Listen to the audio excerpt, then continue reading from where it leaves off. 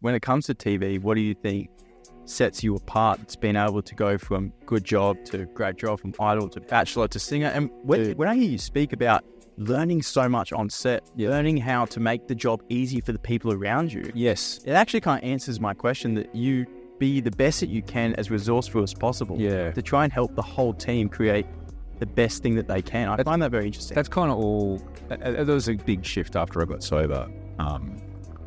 I can only say that I work very hard to, because don't make no mistake, there are other choices of people to host TV shows. Okay. But I work very hard to make sure that I am the undeniable choice when it comes time. And that doesn't happen by accident. And that is a full spectrum. That's a full spectrum kind of thing to the on-camera part. It's like surfing is a really stupidly named sport. It should be called paddling and getting smashed in the face a lot. Because you really only stay on the wave for about 8 seconds, maybe 10 if you're lucky. Very similar to diving, actually. Mate, diving is like waiting around and being cold. That's the sport. Waiting around being cold while slightly nervous about what you're about to do. Yeah, not eating. And just so cold because I've got such a low body fat. Fuck this. That's a mad shrinkage, you know. That's what happened. It makes for a cleaner injury.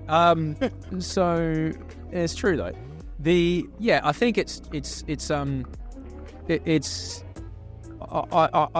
I'm just someone that halfway through, basically, once I got sober, I kind of reframed things to be like, look, if I can get to work and do the best I can to make everybody else's day as easy as possible, then I've done my job right. And what that will do then is I will then be hopefully on time.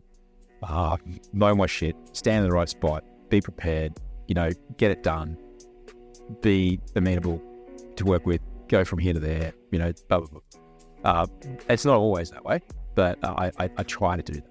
And that's something that I really, really, really focus on. Because long after I've gone, the decisions about, so in your gig, if you've got the mad, like say for example, if you're a runner, that person might be the fastest, but they need their own bus. Because it's a bad time on the road with that person. But that's the whole team's best chance at a medal. So that person, I'm not saying this is real, but okay. So, but in our gig, it's a no dickheads policy. It really is. So if you're absolute punish, there's other people that can get, and they can fill in the gaps in other ways. But it's just easier for everyone. And so I try to work as hard as I can to make sure they're not beat there. Because this is part of my career when I was probably a bit of a punish.